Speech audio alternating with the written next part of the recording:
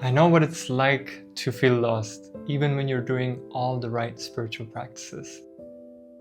There was a time when I loved everything about being an Isha Meditator. Sadhguru's guidance to this day gives me clarity, direction, and a sense of belonging.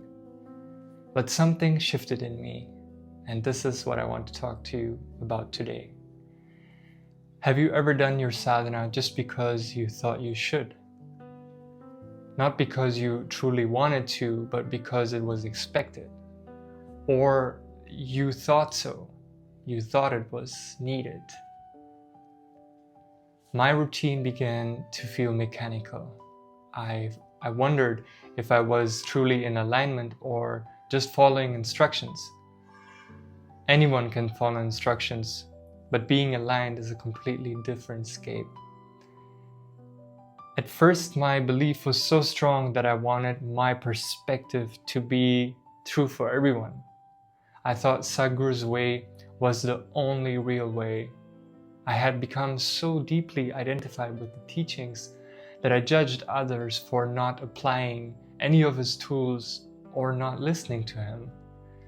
Looking back, I see this was coming from fear, not trusting in myself or my path, but fearing that I might be wrong. I held on tightly to every instruction, every box to check, and every ritual. That was how I tried to feel safe. Maybe you have felt this too. The guilt when you skip a practice, the thought that you are not spiritual enough, the quiet fear that if you do not stick to the routine, if you don't continue doing the same practices every day, you will lose something precious. I know how heavy that feeling can be. I continued making choices based on habit or expectation until it all felt like a rinse and repeat cycle. Here's what changed for me.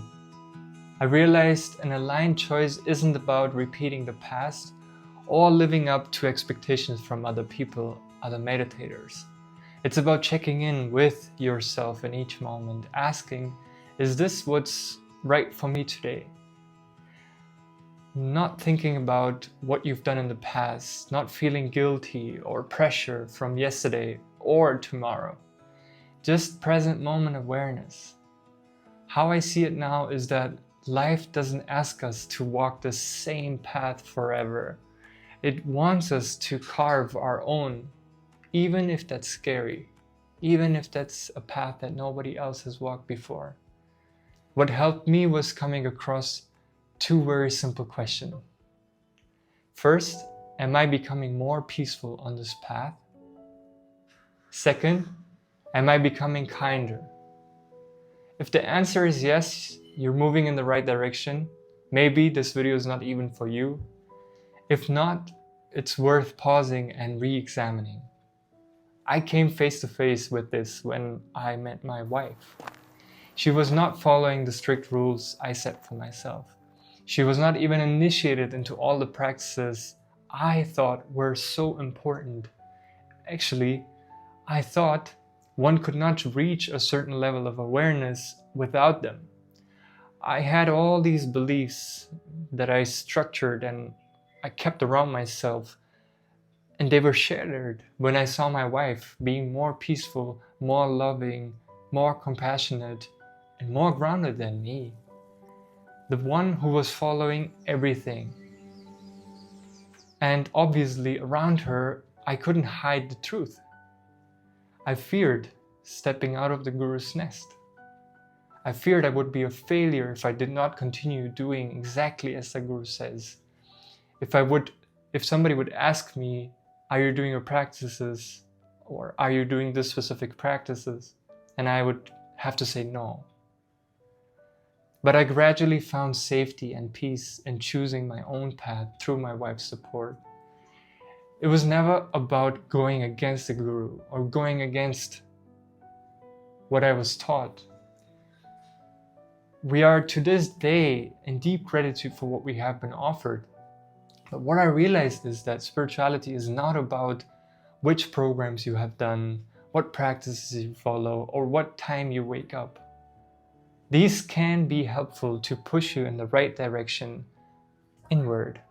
But if you use them as a crutch and wrap yourself with layers and layers of rules and conditions as to what you need to do to feel happy, focused, or energetic, which is what I used to do, yeah, you might generate energy in your cocoon, but you will never fly. There comes a point when no one can show you the way. What worked until now does not. Not because you are lazy or misguided, but because your seed has broken and you're ready to sprout. So why hold on to the wet paper towel that once gave you moisture? Yes, we should never forget who has helped us on the way. Like I mentioned, we have deep gratitude for all that we received. At the same time, I saw how easy it is to turn practices into a cocoon. Practices keep you safe, but they can also keep you from flying. The old structure that once gave you support cannot take you any further. Every child must leave their nest. Not in rejection, but in desire to fly. I realized that guidance no longer needs to come from outside. It starts from within. It starts in the body. The signals, the sensations, energy currents, which we often want to transcend. We want to transcend the body and jump straight into higher planes. But the body is the first temple. It grounds us in contrast and individuality so that we can live the oneness through our own experience. I am the one who gathered this body. I'm not only the body. That's the distinction, and also a paradox.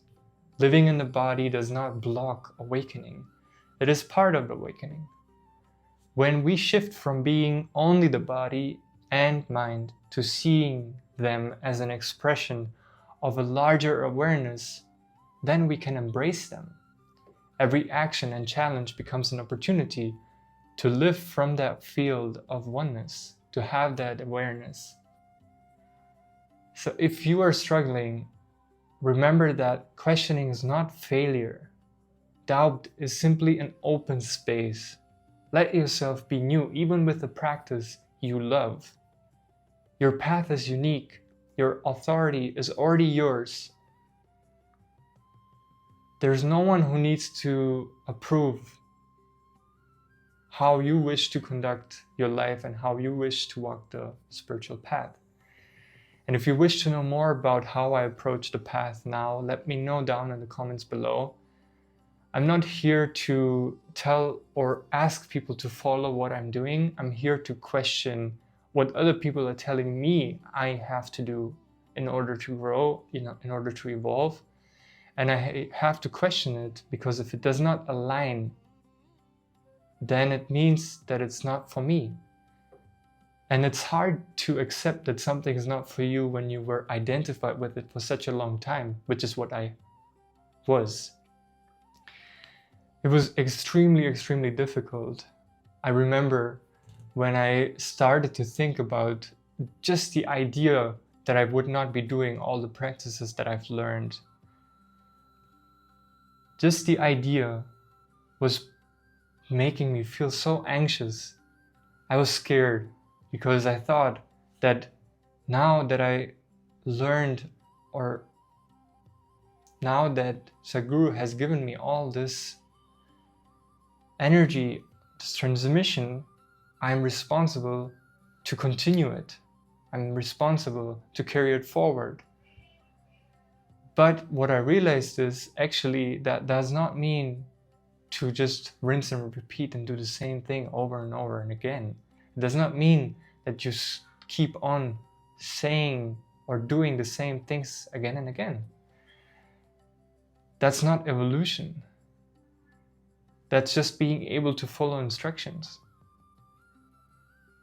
So that is the distinction that I had to make, is the ability to follow instructions versus the ability to take what I've learned, to take what I've gathered, like the body that I've gathered, like the mind that I've gathered, to take that and to mold it in a way that is supportive for my growth and for the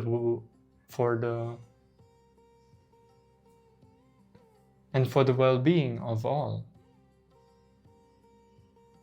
And that's what I was talking about when I mentioned, do you feel peace? Do you feel compassionate? Do you feel love?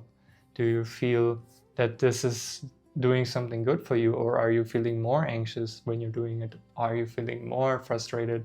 Are you feeling more anger? It happens. And there's nothing wrong with you if it is happening. Just because it is happening to you and not to others doesn't mean that you should ignore it. There's time for intensifying things, intensifying our practices, and then there's time for rest, slowing down, just like the waves of the ocean. Like imagine the ocean would always be on the high, right? Nothing would survive. The whole earth would be full of water then. I mean, there would be floods everywhere, right? So there have to be tides and waves. Like it has to go down and up and down and up and up and down. So that is the nature of life, the cyclical nature of life, which we try to override. And I understand that we don't want to get stuck in the cycles of life. We want to ride it, right? I understand that. But the way to ride it is not always by force. The way to ride it can also be by reflecting, by stopping, by looking at it, looking at the waves before you actually go and ride them, perceiving, receiving, and not trying to force through them, but flow through them. Both are possible. Whatever you feel most drawn to, it's up to you. I hope this video brought some value to you. If it did, then make sure to leave a comment down below. Share your experience with us. I'm always in the comments and happy to connect. And if you haven't done so, then you can sign up for the newsletter. The link is in the description. It's where I share more about the origin of this channel and things that I cannot necessarily share or want to share on YouTube. You can find the link in the description below, and I'll see you in the next video. Thank you.